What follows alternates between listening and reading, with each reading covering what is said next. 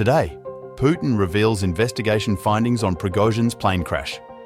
Popular weight loss drug could save American airlines millions of dollars. Trump endorses Jim Jordan for House Speaker, and Russia tests experimental nuclear-powered cruise missile.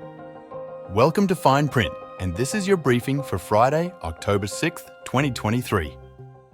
Russian President Vladimir Putin has spoken once again on the death of Wagner leader Yevgeny Prigozhin.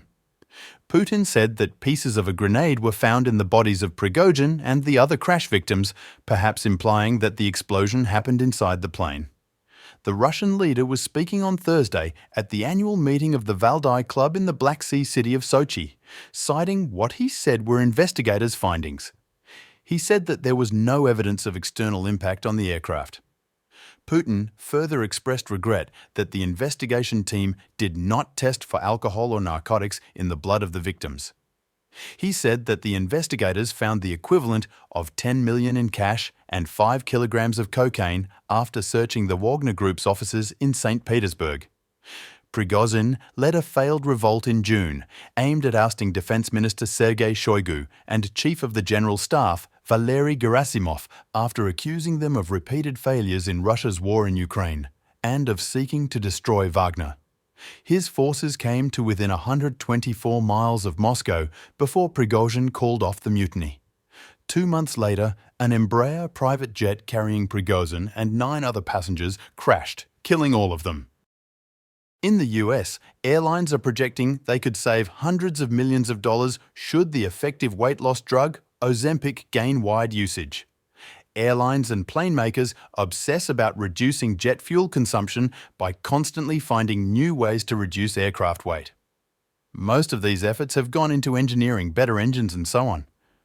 No one, however, could have predicted that the solution could potentially come from the pharmaceutical industry. Aircraft weight is a big factor in fuel consumption, and if Americans collectively shed just a few pounds, it would translate into big savings. United Airlines alone projects that it would save $80 million a year if the average passenger weight falls by just 10 pounds. Fuel and labour are the 2 largest expenses for carriers, with fuel alone accounting for about 25%. Over the years, airlines have used a variety of methods to reduce pounds on flights, like removing magazines and switching to lower weight dishes, utensils and beverage carts. A 10-pound weight loss by the average passenger would trim 1,790 pounds from every United flight, and this would be the same for every airline.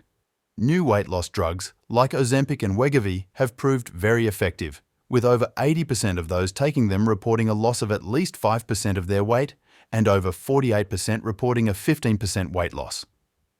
Could this be the godsend airlines have been waiting for? In Congress, the search is on for a successor to ousted House Speaker Kevin McCarthy. 2 candidates have emerged as frontrunners, with former President Donald Trump throwing his weight behind one.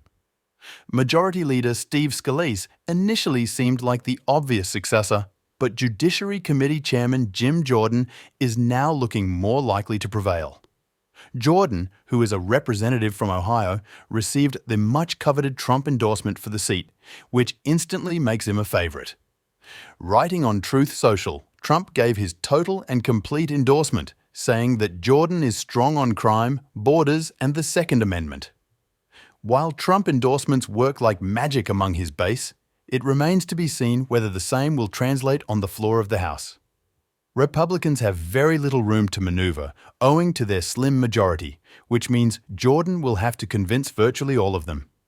The Ohio representative can expect zero support from the Democrats, who see him as even more radical right than the man they helped remove early this week. The House will convene to elect a new speaker on Wednesday next week. And finally, Russia has successfully tested an experimental nuclear-powered cruise missile, President Vladimir Putin revealed on Thursday. Putin said that the unlimited range cruise missile will now be put into production. Not much is known about the weapon, but Western experts remain skeptical about its nuclear engine. The missile is believed to be able to carry either a nuclear warhead or a conventional one, and potentially could stay aloft for a much longer time than other missiles and cover much more distance, thanks to nuclear propulsion. The US and the Soviet Union worked on nuclear-powered rocket engines during the Cold War, but they eventually shelved the projects, considering them too hazardous.